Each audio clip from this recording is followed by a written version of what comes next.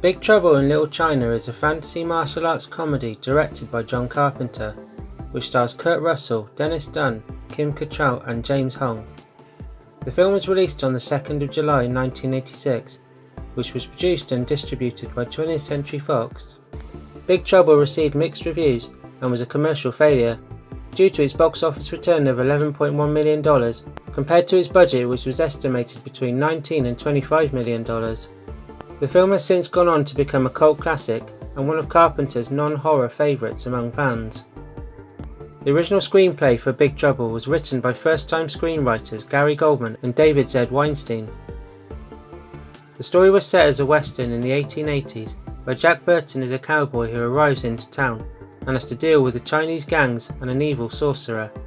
The two sent their scripts to TAFT Entertainment Pictures, which was seen by executive producers Paul Monash and Keith Barish in 1982. Monash brought their script but wanted them to do at least one rewrite. Goldman and Weinstein gave in a second draft, which Monash didn't like either. Monash said that the issue was largely due to the fact that it was set during the turn of the century in San Francisco, which had implications on the style, action and dialogue, which Monash feared could distance audiences. 20th Century Fox requested that Goldman and Weinstein do another rewrite, make major changes and update it to a modern setting. Goldman was angered by the idea, which he rejected from Fox. The studio decided to remove the writers from the project and replace them with veteran script doctor and screenwriter W.D. Richter, who directed and produced the sci-fi comedy Adventures of Buckaroo Banzai Across the Eighth Dimension in 1984. Richter claimed that the original script was dreadful and needed a complete overhaul.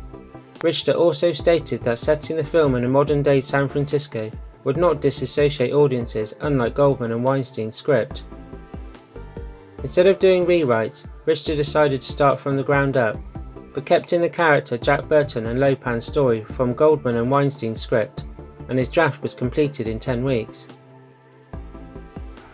So I got offered Big Trouble in Little China in 1985. And originally Big Trouble was a Western. Cowboy rides into San Francisco, brings I think he brought his cattle in, as I don't remember now, got into trouble with the Chinese, and off we went. W.D. Richter, a school buddy of mine, rewrote it for modern day. And I thought it was the greatest, absolute nutball script I'd ever read. Oh, I have to do this. So off we went. Fox wanted Goldman and Weinstein to be denied writing credit for the film and remove their names from the press release, and wanted Richter to have sole writing credit on the film. It didn't go in Fox's favour, however, as the Writers Guild of America West concluded that the written by credit would go to Goldman and Weinstein, and Richter would get an adaptation credit for his work on the script, which angered Carpenter, who said that Richter should have been given more credit for his work on the film. When it came to the style of Big Trouble, Fox wanted it in a similar vein as Indiana Jones, even with its humour. What the studio wanted was Indiana Jones. That's what they wanted. That wasn't what I gave them. Deconstructing, I guess you could say it. We fucked over the white hero, but Kurt was game. I mean, that's the only way we got away with it. He was game to play that part.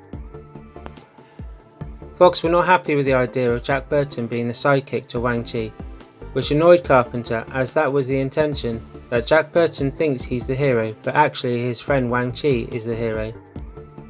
Fox made Carpenter film a prologue for the beginning of the film, with Egg Shen Victor Wong stating that Jack Burton showed great courage throughout the entire ordeal with Lopan. I think that the studio was very unhappy with me, because here you had a Caucasian hero who thinks he's the hero of the movie, but he's the sidekick to the Chinese hero, and they didn't like that. They made me shoot a prologue where Victor Wong says Jack Burton was very brave and heroic. Bullshit. He was an idiot. But I shot it. Studio rushed Big Trouble into production as Fox wanted the film to be released before The Golden Child, starring Eddie Murphy, which also has a similar Western Eastern theme going through it. It was clear when the film was in its advertising stage that 20th Century Fox didn't understand the film, and the poster is clearly inspired by Indiana Jones, by the way it's set out, and in the process doesn't really give a clear indication of what the film is about. Well, they knew it was supposed to be funny, but they didn't know it was that kind of funny. They thought, it's okay to be funny like Indiana Jones funny. That's okay.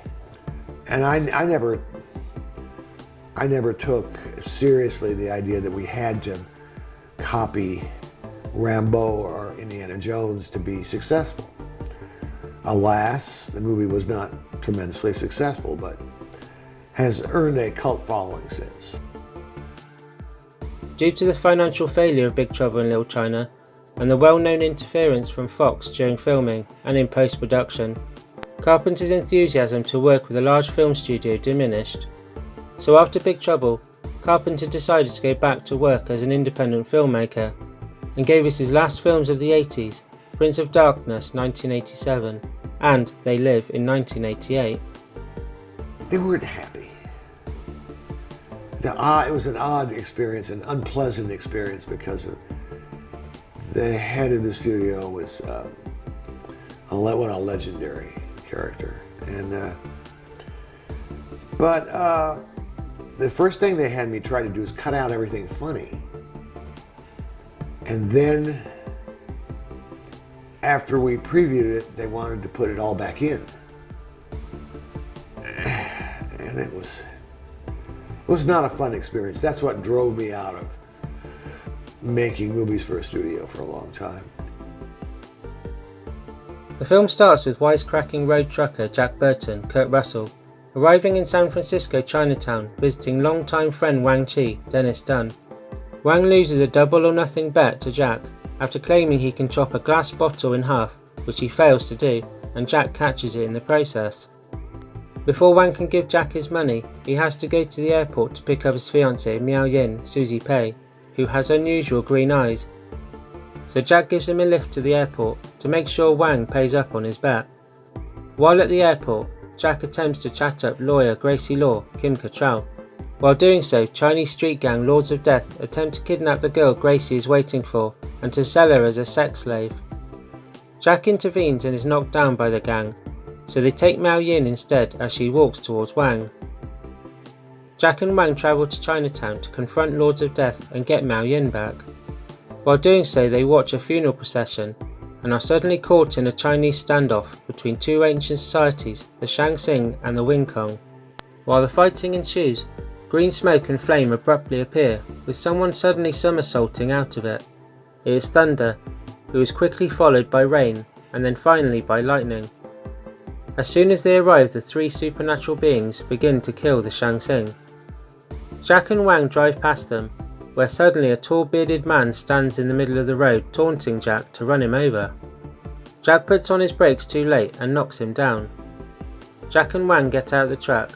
Jack looks behind to see the man walking round from behind the truck, while white light begins to emanate out of the man's eyes, then his mouth, blinding Jack. Wang tells Jack that it was Lo Pan and takes him to a nearby alley and splashes water from a puddle into Jack's eyes, which helps him see again. As they walk on, they bump into Lords of Death, who somehow know Wang's name. They continue on and see the three storms cutting down more of the Shang-Tsing. Wang tells Jack to forget his truck, and they then find shelter in an abandoned building, where one of the Shang-Tsing explains about the three storms. All of a sudden, light comes into the room with people searching for them, so Jack and Wang escape through a small tunnel at the side of the building. From there on, more bizarre events start to unfold for Jack and Wang. John Carpenter has done a superb job as director with Big Trouble in Little China.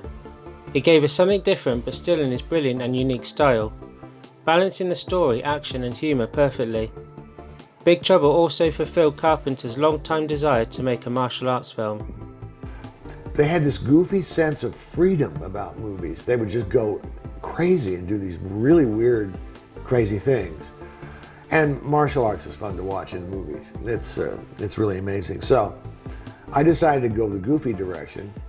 And also there's There are a lot of Chinese movies that involve mysticism, about wizards and ghosts and stuff, so I incorporated a little of that in. Kurt Russell is a joy to watch every time as the hapless, smart-mouthed Jack Burton.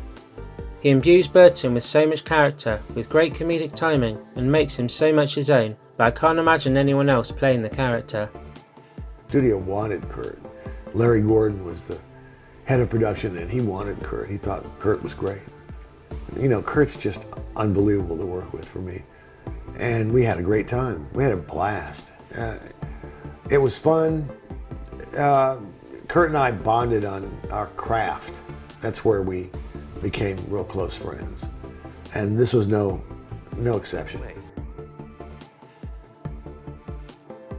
Dennis Dun is good in the role of Wang Chi and holds his own as the main protagonist. Dun, like Russell, also adds a lot of character with touches of humour, conviction, and gives real humanity to Wang when it is needed. Dennis and I became close friends. He doesn't know any martial arts. He was taught by the guys on the movie to move, and he's very handy and was ready for it. Dennis is a tremendous actor and can really has been good in many things through the years. I loved working with him. The hardest thing Dennis had to do was raise his eyebrows.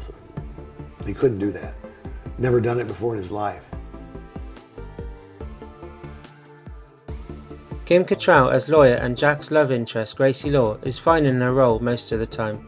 Her character is strong and she has good comedic timing, but at times feels a little out of place in the film when it comes to a couple of scenes. Maybe it's due to how the character is, or Cattrall's performance, or possibly even a mixture of the two. Either way, she is likeable and bounces off Russell and Dunn very well. I love working with Kim. She had unbelievable comic timing, an unbelievable comic invention. And she was a little unhappy. She was never particularly taken seriously as an actress at the time. But she and Kurt made a great pair, and they were just really fun together. And I can't say enough about Kim. She was fabulous. I haven't seen her in years. I know she's become famous from the TV series. James Hong as the evil 2,000-year-old sorcerer Lo Pan is perfect and steals every scene he is in.